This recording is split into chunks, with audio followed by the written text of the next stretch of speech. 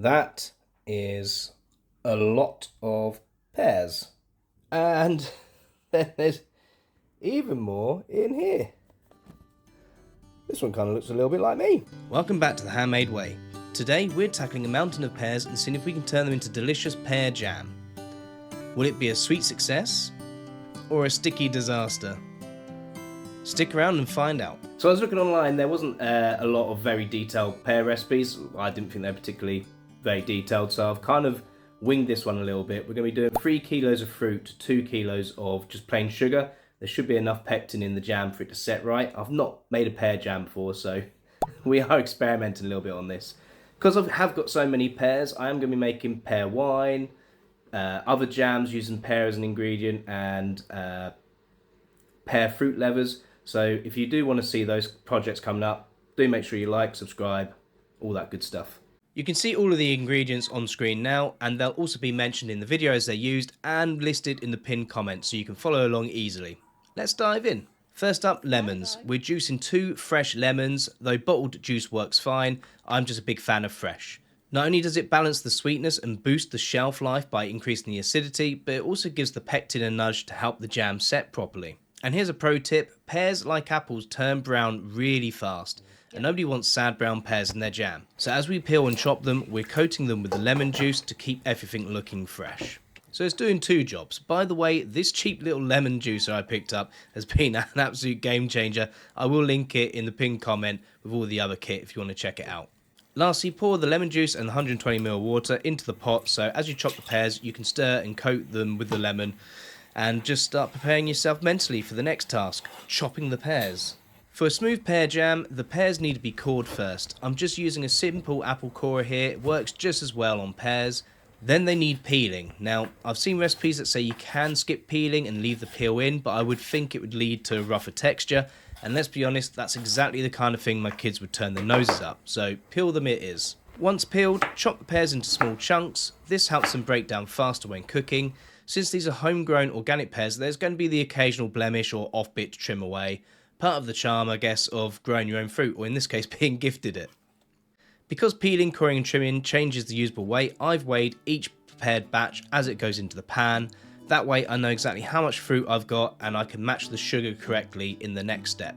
And as that was 100 grams of pear, we've only got to do that 30 more times. So I'm going to rope the family into helping.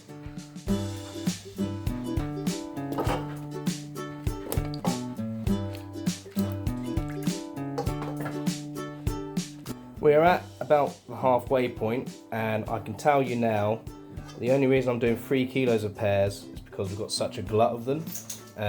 But peeling, coring and chopping 3 kilos of pears, yeah, I'd probably usually do this in a smaller batch because this has taken a while and it's very messy.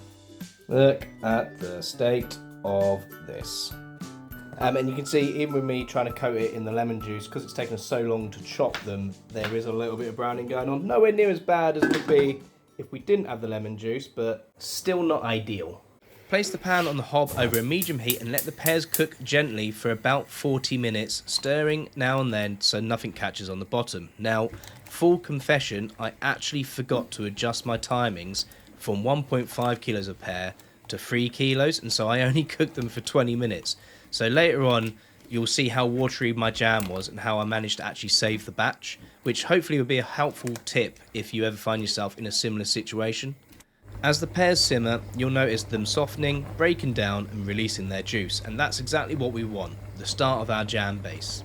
While the pears are gently bubbling away and starting to melt down in the pan, it's time to sort out the sugar.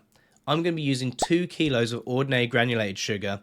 There's nothing fancy needed here. Pears actually have just enough natural pectin in them to set on their own, so there's no need for special jam sugar. Keeping it simple is the beauty of any jam making. So traditionally, most fruit jams will have a 1-to-1 sugar ratio, but because the pears are already pretty sweet, we're using 3 kilos of fruit, so I'm going to use 2 kilos of jam. A 1-to-1 ratio will always give you the most shelf-stable, longest-lasting jam. But for me personally, I think it will ruin the flavour of the pears because the pears are already quite sweet anyway, and it's going to get eaten pretty quick anyway. So I'm not too worried about having something that can last years on the shelf. I want something that tastes nice. While the pears simmer, I'm taking the time to prepare my glassware for later. So I briefly talked about this in a couple of the other preserve videos that I've done. I will be doing a more like dedicated, detailed how-to. But when it comes to the sterilisation of the jars, I just hand wash my jars really well or put them through the dishwasher, and then I boil them in boiling water for 10 minutes and leave them in the boiling water until I'm ready to use them. They should be good for up to an hour. I then spoon the hot jam straight away into the still hot jars, and that is it. That's because I use the one-piece single screw top jars. They're not suitable for water bathing, as opposed to the two-piece jam jars, which are suitable for water bathing. And I don't believe in the recipes that I use there's any need to water bathe them. I use high sugar, I use extra acid, but if you are going to do a reduced sugar recipe and you plan on storing it for a long time, then you may want to get yourself some of the two-piece lids and water bathe your jam. And if you're still not convinced that this method works, this is a bit of a spoiler for later, but see the tamper lids of these reused jars, there's no click, fully sealed after cooling with no water bathing. After your pears have simmered for about 40 minutes, or closer to 20 if you're working with half the batch size, it's time to mash them down. This gives the jam that lovely smooth texture that we're after at the end. Once you're happy with the consistency, it's spice time. Add 2 teaspoons of ground cinnamon, 1 teaspoon of nutmeg, and 1 teaspoon of ground ginger. I love this step. In just a few spoonfuls, suddenly the whole mixture smells and tastes completely different. Now gradually stir in your sugar, about a third at a time so it blends in evenly. Then turn up the heat and bring it all the way to the rolling boil. This is where the magic really starts to happen. Once the sugar's fully dissolved, bring the pan to a rolling boil. You'll see a foamy layer start to form on top. That's totally normal. You can leave it, but skimming it off does give the jam a much clearer finish.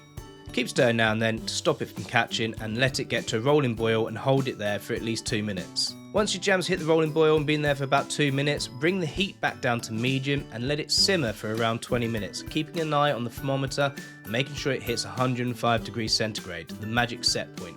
Now in theory, that's all you should have to do and your jam should be absolutely fine. In practice, I realised I hadn't simmered my pears long enough earlier, which left my jam looking extremely wet. So because I forgot to adjust my cooking times for the amount of fruit that I'm using like an idiot, I've boiled it for a little bit longer than what I should have done. And then, although I don't usually do a plate test, what I'm going to do is I'm going to simmer it, and I'm going to keep bringing it up, simmering it, take it off the heat, plate test it, and keep simmering it, keep doing that until I get a good wrinkle on the jam, and I know it's set. Not ideal, but this is where you learn by doing, I guess. So after an extra 30 minutes of simmering and a few plate tests, the jam was finally thickened beautifully. Off the heat it came, and I left it to rest for another 10 minutes while I laid out all my sterilised jars. And here's the payoff. Even without added pectin and with my slightly wonky timing, the result is a beautifully set jam. Firm enough to hold in the jar, but soft enough to spread perfectly on toast. And that's it, homemade pear jam. A little messy along the way, but that's half the fun, right? The flavour of the pears, cinnamon, nutmeg and ginger make this a really unique preserve, and I'm so glad that I gave it a go, and I hope you do too. If you found this video helpful or even just entertaining watching me figure it out, do give it a like, drop me a comment with your own jam making stories, and hit that subscribe button for more experiments in preserves and self-reliance. Thank you for watching, and until next time, keep crafting independence one skill at a time. So I was looking online, there was quite a few